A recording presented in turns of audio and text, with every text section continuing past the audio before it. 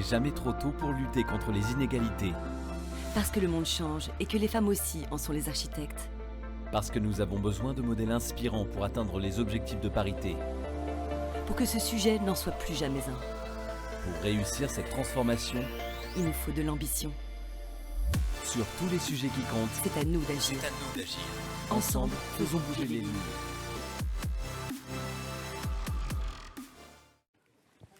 Voilà, retour plateau avec le sujet clé d'aujourd'hui, l'intelligence artificielle. Et je le disais à nos deux précédentes invités, au fond, on en parle très très peu de l'IA alors que ça va changer totalement notre vie. L'IA générative, je veux dire, évidemment, puisqu'on se sert de l'IA depuis longtemps, avec les chatbots notamment, ou les correcteurs d'orthographe. Mais l'IA générative va changer les métiers, la façon de travailler et l'organisation de l'entreprise. Alors deux invités, je mets mes lunettes parce qu'ils sont tellement importants qu'il me faut les voir en gros.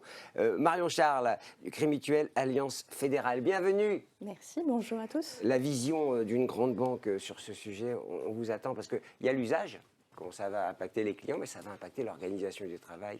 Et quand on parle intelligence artificielle, on parle réglementation, privacy, comme on dit en anglais, by design, si j'ai bien noté. Alors, maître Georgie Courtois, vous êtes expert en intelligence artificielle et c'est intéressant parce que au fond, l'éthique, la réglementation sont consubstantielles à l'émergence de cette nouvelle technologie.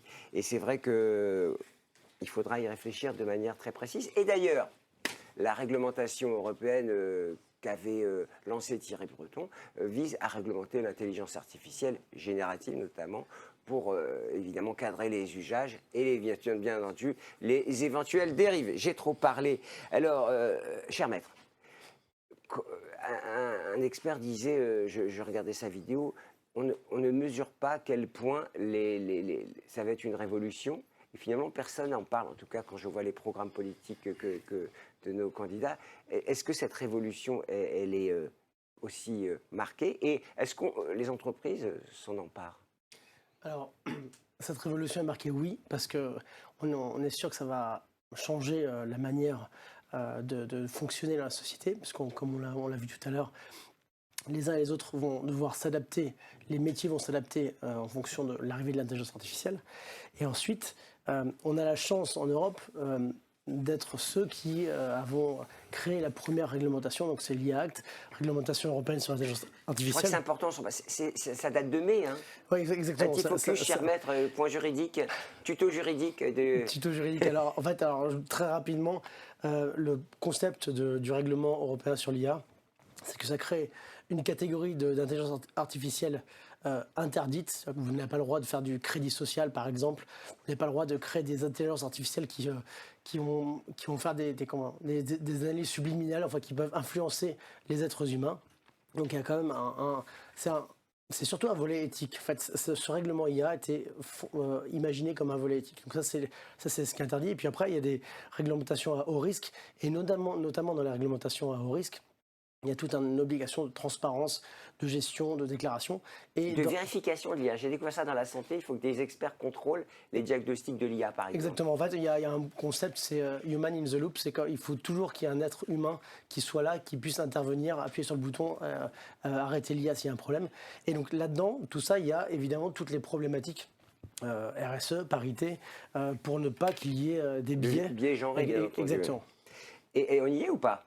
Pas encore, parce que là dans les 6 prochains mois, les IA interdites vont être interdites. Après, on a à peu près un an avant de mettre en place cette réglementation, parce que c'est que les sociétés vont devoir s'adapter à ça, faire des analyses d'impact, voir quels logiciels au sein de leur organisation sont des IA qui sont soumises à cette réglementation.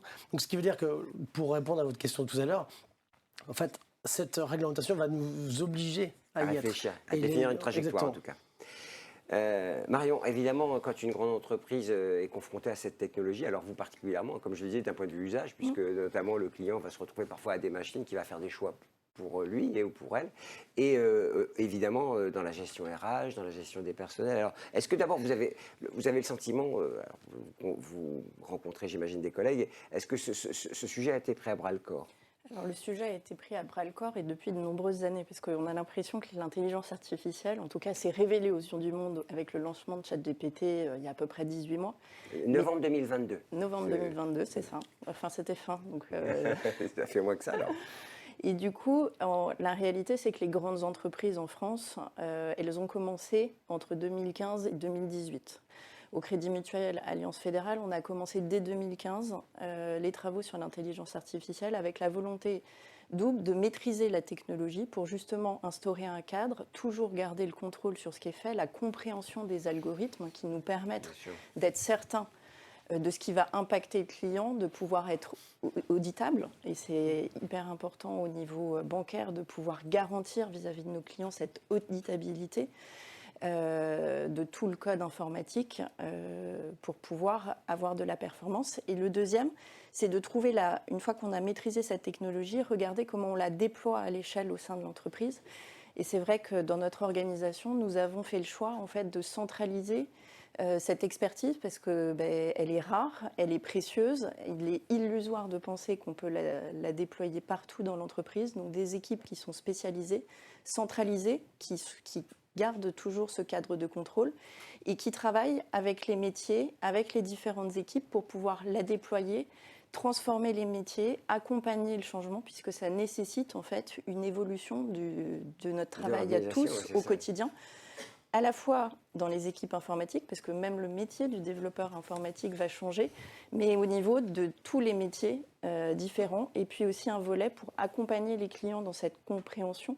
Parce que ce qu'il faut, c'est éviter la naïveté de penser que c'est magique, de penser que tout est simple. Tout va se régler grâce à l'IA. Et que tout va se régler par l'IA. Et donc, il faut acculturer, il faut former pour qu'il y ait une maîtrise et pas de naïveté autour de ces sujets. Comment une grande entreprise à forte densité de compétences et de talents s'organise? Parce qu'on dit bientôt l'IA va remplacer un certain nombre de métiers. On voit bien des métiers avec des tâches élémentaires pourront être remplacées. Comment on prend à bras le corps et j'aimerais dire, peut-on la maîtriser cette IA véritablement? Parce que c'est ça l'idée. Il ne faut pas être naïf, vous l'avez dit vous-même.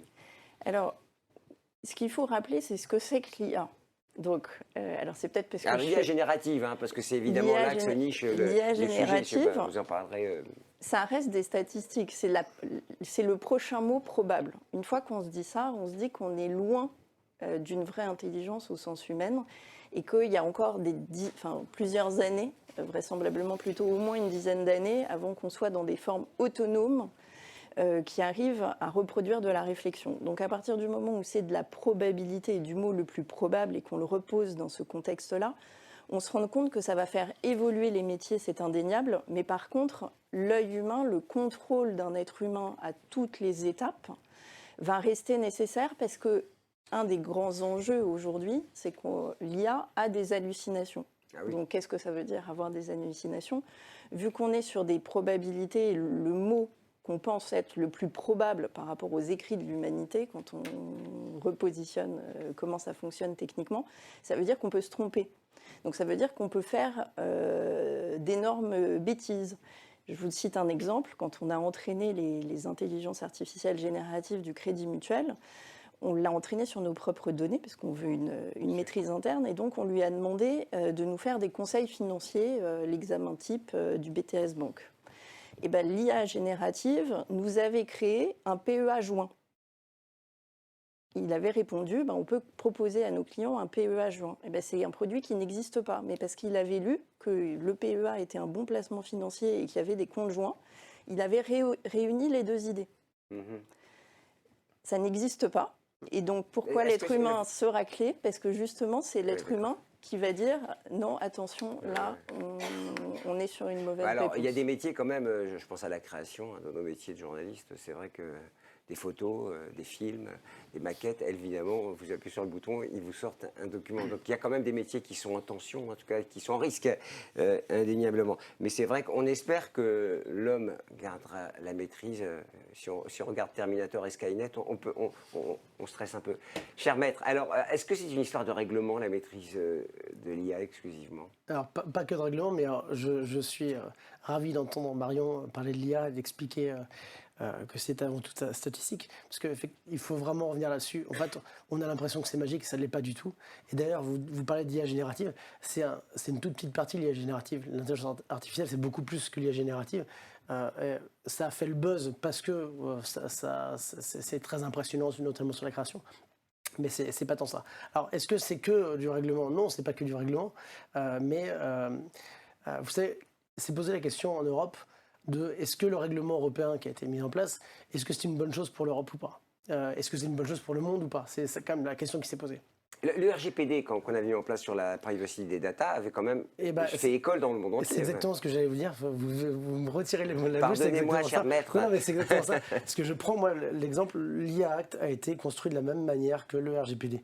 Le RGPD, les données personnelles, avant le règlement sur les données personnelles, personne n'en parlait. L'Europe a réussi à influencer le monde entier, notamment sur la privacy grâce au RGPD.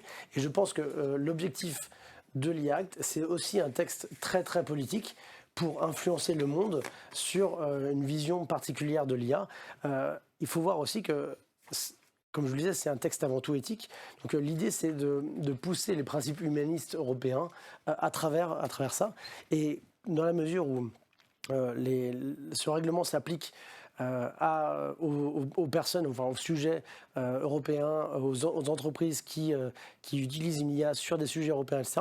C'est-à-dire que ça s'applique évidemment aux GAFAM. Donc, voilà. Donc c'est temps, si je puis dire.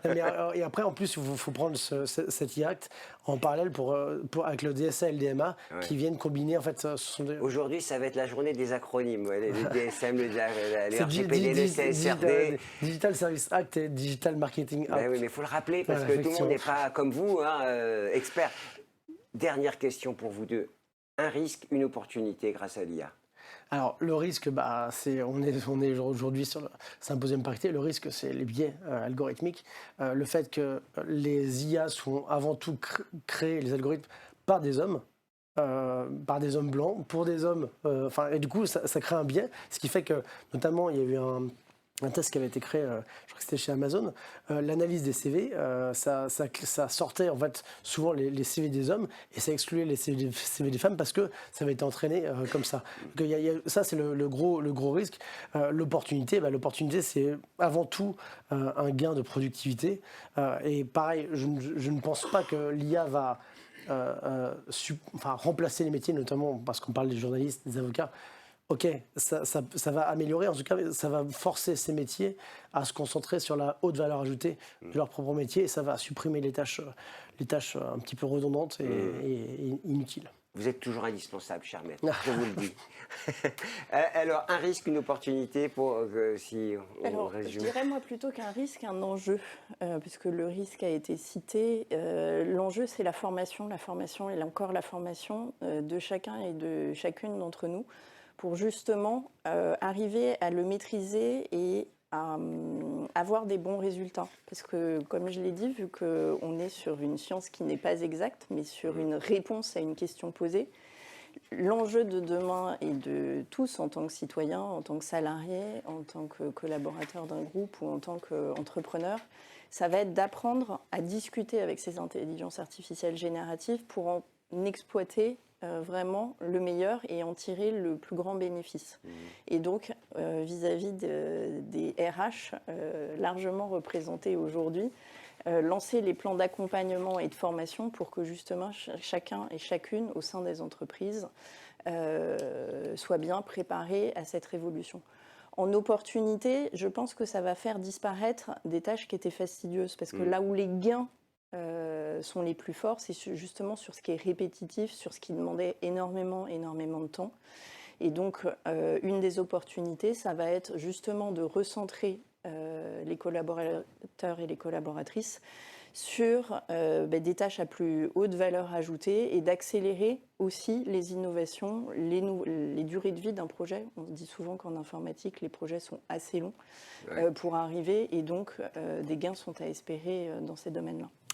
Voilà, 15 minutes pour parler de ce sujet qui mériterait des mois. En plus, c'est quand même un sujet qui évolue tous les jours. J'imagine que de votre posture, moi j'ai le plaisir d'animer beaucoup de conférences sur l'IA. D'une semaine à l'autre, on dit à peu près la même chose, mais des choses très différentes avec des innovations majeures. Et en termes de réglementation, on espère aussi que ça va suivre parce que, évidemment, c'est un sujet. Merci à vous deux. Merci maître. Merci Marion. On va enchaîner tout de suite avec la prochaine table ronde consacrée à la RSE, la responsabilité sociale d'entreprise, au regard du nouveau rapport au travail des nouvelles générations. Il n'est jamais trop tôt pour lutter contre les inégalités. Parce que le monde change et que les femmes aussi en sont les architectes. Parce que nous avons besoin de modèles inspirants pour atteindre les objectifs de parité. Pour que ce sujet n'en soit plus jamais un. Pour réussir cette transformation, Il nous faut de l'ambition. sur tous les sujets qui comptent, C'est à nous d'agir. Ensemble, faisons bouger les lignes.